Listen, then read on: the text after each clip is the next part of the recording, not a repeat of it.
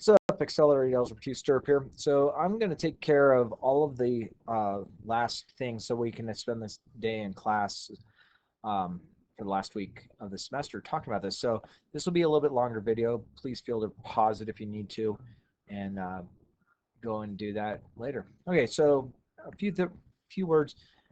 Bivariate data is basically just points. It's X and Y points. So it's two categories of data that you're plotting. Okay, a scatter plot, you all know what that is. It's when you do that, and the independent variable are the X values, and the dependent values are the Y values. And then the correlation, we want to see, do we have a linear correlation? It could be a quadratic, etc. So you can make straight lines with your data, parabolas. You can make third degree and fourth degree polynomials, depending upon what your data is, what you're showing. And I'm pretty sure you all are okay with creating lines of best fit. Basically, what we do on this one by hand in science class, you would have drawn a line of best fit, pick two of the points, and find the slope, and then plug in the point slope. So this is all just basic algebra that you would have been doing for this. And then you compare. Your slope is your rate of change. So your slope of the line, what does it mean in the context of the problem? It's as violations go up, or violations increase, the more students we have. So what you have to remember about slope, and I'm sure you remember this, it's the vertical slope or rate of change. If you're in science class, it's the vertical change over the horizontal change.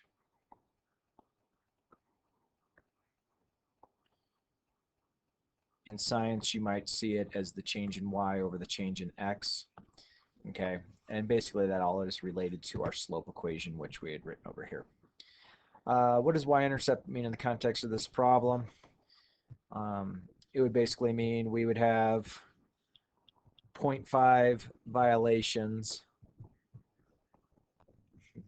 if 0 students are present. That's kind of funny because how could you have a violation if no one's present?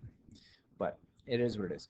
What number of violations for 26 feet? So this would be where we would look at the graph.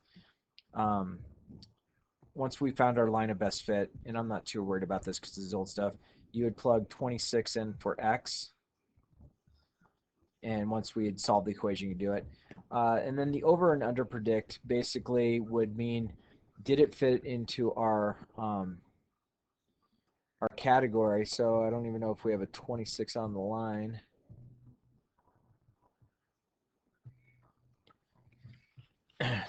So we don't have a 26 on our line. So this kind of is a null question.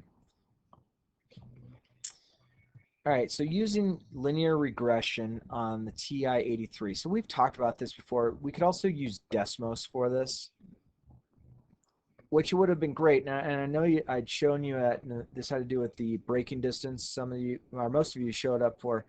But basically, you can plug it into your calculator, or Desmos works well also, and it allows you to find the line of best fit and just plug it all in to it. And rather than going and having Desmos do it, it looks like it's done down below. So they tell us that once we had plugged this data in from above that said destination, distance, and airfare. So distance versus airfare. So further away you had to fly, the more the airfare would be. They went through a line of best fit. This is the scatter plot that would show up on both Desmos or your graphing calculator. Finding the linear regression is how this would have found here. And the R value with linear is what you're looking at. So that's only an okay R value. It's not incredible. So it's moderate. It's positive because the slope is positive. and then you could do predictions off of the equation by plugging information in. But again, pretty sure you've all dealt with this. But I wanted to talk about z-scores and normal distributions. So frequency distribution, basically, think of this as like test scores. Let's say we're using the ACT or the SAT. There's going to be students that do well, there's students going to not do so well, and there's going to be students in the middle. And it's going to kind of go with something called a normal distribution curve, which is, it looks like an upside down parabola, but it really isn't. And notice it's not crossing the x-axis. And that's kind of how we do. We'll talk about this more in a little bit. The mean is the average. The mean a lot of times is referred to as x bar. It's the average. And the standard deviation. Standard deviation is how far are you from the average or from the mean. And if it's positive, you're to the right. If it's negative, you're to the left of the mean. Okay, and we'll talk about that more and as we go on a little bit. Let's see. Talks about this particular store.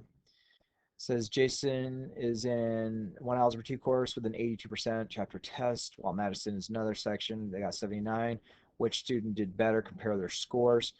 So we can't compare their scores as they sit right now because you don't know how the rest of the classes had done. Okay, but there's something called a z-score. And what the z-score basically is it, again, if I were to plot all my data, so this normal curve comes off of a frequency table. So if you had like F's, D's, C's, B's, and A's,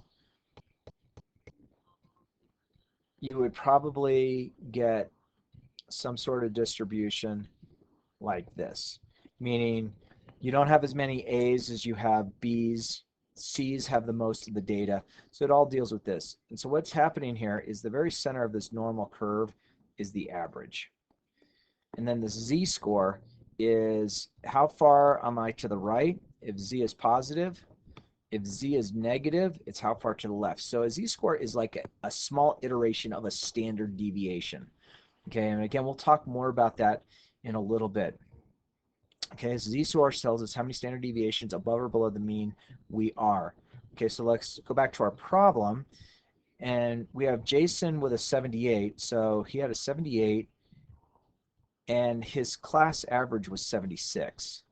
And then you have standard deviation of 1.5. And where I'm getting that from is I'm plugging that into this equation up here. And so on a calculator, simply just do 78 minus 76, which is 2. And then you get 2 divided by 1.5, which comes out to 1.3 repeating. And they like decimals in here. So this is what Jason's z-score is. And I'm going to talk about a little bit in a second what that really means. And then we're going to find Madison's score. And so Madison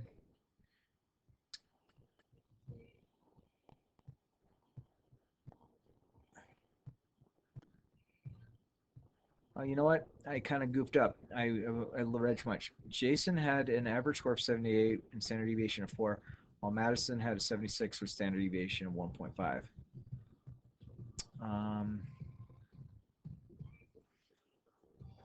Did I miss something?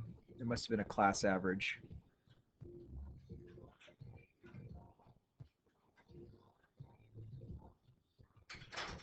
Oh, I made a mistake. Okay, so Jason actually got an 82% on his test, and Madison got a 79% on her test. I missed that from above because I was trying to go too quickly, and I apologize.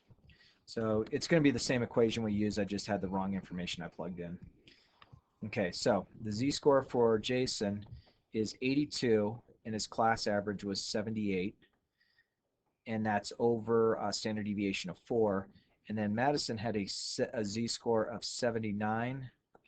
Subtract her class average of 76, and they had a standard deviation of 1.5 for Madison.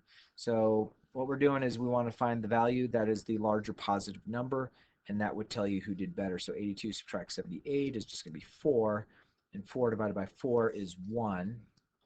So Jason's score was 1 above the standard deviation, and this we'll build on this a little bit in a little bit. Madison got 79 minus 76, which is a 3. 3 divided by 1.5. Madison had a z-score of 2. Okay, so what this means is this. What this basically means is this. Jason's class had an average at that 78, and he scored 1 above it. Okay, so he scored better than all these people down this way for his z-score. He was 1 standard deviation above. Madison, in the same type of notion, though her average was lower, she was actually 2 standard deviations. So Jason's was basically here, but hers is here. So she's further to the right. So she encompasses a larger area. So Madison did better relative to her class, even though Jason had a higher score. Okay, and we're going to talk more about that as we progress further in here. So this, think about like IQ scores, ACT, SAT, heights, weights, things like that. It goes with this. So this is a normal distribution where these down here are your standard deviations. And when standard deviations are decimals, they become z-scores. So z-scores are basically decimals. Okay, so how this works is, think of this in a very simple term. This would be my F range. This would be my D range. I take it back. This would be my D range here. My F range is here. My C range is this entire area. My B range is here, and my A range is here. So you might have heard, oh, it was based on a curve. A lot of times that's talking about the normal curve. So what happens is, in order to get the normal curve, you basically need to find out what the average of your score of your class would be, and then you have to figure out the standard deviation. Standard deviation is this weird looking 6, and that tells how far to the right or to the left it is. 1 standard deviation to the right or to the left encompasses 68% of the population. And then if I go a second standard deviation out further, so if you include the B, C, and D range, that would include 95% of your population. And if you wanted to include your A's through your F's, that encompasses 99.7% of your population, which, then you're like, well, what did someone get if they didn't get an A or an F? So I just was using A, B, C, D, and F as an example. Not everything has to be done that way. So it says this: we have normal distribution 68.5 inches, standard deviation 2.5. So what I'm going to do is I'm going to draw myself my normal distribution curve, and so it's going to be the same looking curve. Okay, things that I know. So we have an average of 68.5, so that's right in the middle. But then we have a standard deviation of 2.5. So if I add 2.5 to 68, that gets me to 71. If I add 2.5 more to 71, I get to 73.5. And if I add 2.5 one more time, that's going to take me out to 2.5, that's 76. If I subtract 2.5 from 68.5, that gives me 66. If I subtract another 2.5 from that, that takes me to 63.5. And if I subtracted 1 more from that, that would put me at 61. Okay, so that is what the normal distribution looks like based on our data that's given. Okay, so it says heights of American women are normally distributed with an average, a mean of 68.5, so mean and average mean the same thing, and a standard deviation of 2.5. So standard deviation goes in the middle. I add 2.5 each time I go this way. I subtract 2.5 each time I go this way. Okay, so we're going to use the rule that we have above. So I know that within this region here, between this, we're talking about 68% of our population. where there's 34 and 34, just in that area. And then if I go out a little bit further, you go one way more standard deviation out here to here, you're talking about 95% of our population. So this little tiny area here would be 13.5%, and this little area right here would also be 13.5%. And if I were to go out one more standard deviation, a little bit even further out, that goes with 99.7% of our population. So 0.3% of our population is further out than that. So we have, in this little region here, we have 2.35%. In this little region here, we have 2.35%. And then on the extreme tips outside, so this is 1 standard deviation, 2, 3. So to the right of 3 standard deviations, you're talking about 0.15% of your population. You're talking little tiny bit. And that's the same thing way over here. So that's 0.15%. Okay, normally you don't have things that are that far out. Those are kind of big outliers. So they want us to know what percent of women are between 66 and 71 inches tall. Well, that's an area of 68%. 68% of women are between 66 inches to 71 inches tall. What percent of women are taller than 73.5? So 73.5 is right here, so I want to go this way to the right. So I'm going to add 2.35 plus 0.15. So that's going to give me 2.5% of the population of women are taller than 73.5 as far as this goes. What percent are shorter than 61? So down here at 61, oh wow, you're talking about a really small percent. There's only 0.15. That's 3 standard deviations, 3 standard deviations to the left. And then the last one is what percent of women are between 61 and 71? So we can add 68 because that's the middle. We can add the 13.5, the 2.35, and don't forget the last little 0.15. So if we add that together, we would be able to tell how many people are between, oh, I don't need the 0.15. That was too far to the right. So if I add those together, I'm going to get the 68%, the 13.5, and the 2.35. So it looks like this question would be answered with 83.85% of my population of women would fall between 61 and 71 inches tall. Okay, so again, this is still going with the same thing. So let's do a normal distribution. And my friends, we will talk about this in class a ton. We're just going to have some fun with it because it talks about so much. Okay, it says normal IQ scores are distributed with an average of 100, so a mean of 100, and a standard deviation of 15. So that's out to 115. If I subtract 15 from 100, I get to 85. So this region is 68% of our population. So this area here is 34%, and this is also 34%. And then if I go out one more standard deviation, we go to 130 because we add 15 to it. And if I go back a screen, I can't remember what my top of my head, 13.5%, okay? So this is going to encompass 13.5%, this area here. And then if I subtract 15 from 85, that takes me down to 70. And so that's going to be 13.5%.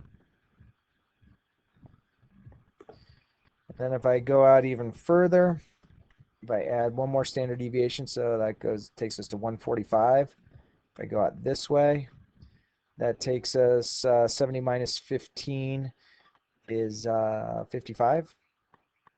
So again, I got to go back and take a look. That was a real small area, wasn't it? Like 2.35? Yeah, 2.35. So this little area here is 2.35%. This little area here is 2.35%. And then anything that is left off to the far end, so this whole region out here, we're talking about, is it 0.15? Oops, I went the wrong way. 0.15? Yep, 0.15. So this is 0.15%, and this little tiny area way out here to this right is 0.15%. So now we have enough information to talk about our graph. So how many people have it above 130% IQ? So 130%. So we're talking this over. So I am looking at doing 2.35 plus 0.15. So you're talking about 2.5% of your population would have an IQ higher than 130.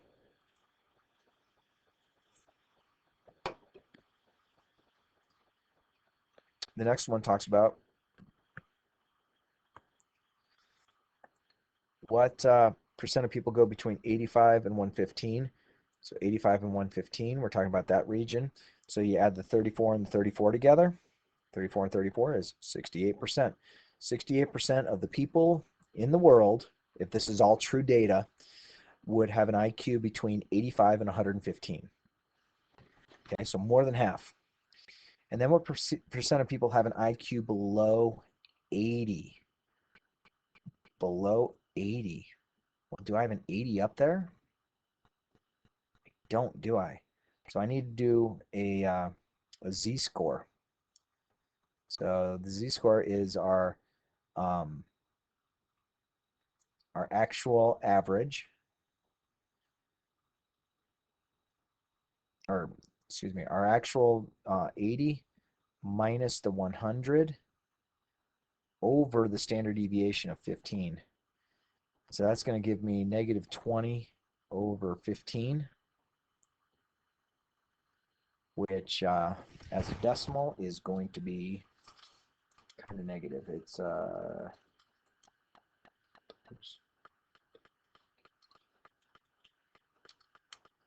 That's going to be negative 1.33. And we don't really have a spot yet to find it. But what I want us to kind of think about, if this was green, negative 1.33, so this is negative 1, so this is like, you're talking here. So you're talking about all the area over here that you're talking about. So it's going to be bigger than 0.15. It's going to be bigger than 2.5, but it's going to be less than the 0.15 in that. So we found that this was 1.33 from here, but then we have to take a look. Negative 1.33. Back in the olden days, we had these z-scores, so I have a negative 1.33. So on this, and this might be a little blurry, I have 1.3 here, 1.33. So you're talking about 0.0918% of people would have an IQ lower than that. And these tables are what we used to have to use quite often. They were in statistics books. So, oh, I meant to move the decimal twice. This is not given in percent, so that's where I made my error. So 9.18% of people would have an IQ below 80. So less than 10% of the population. Okay. So again, this goes with the same idea with this, but I want to talk about these in class, okay? You have all of these notes. They are in the very last pages of your book, but I will also have them on our thing. So I only had one video for today. It was longer, but hopefully it's good. And let's just talk about it in class, have some fun with it. All right, my friends. We won't have a test on this material, so we'll be fine. All right, bye-bye. Take care, one.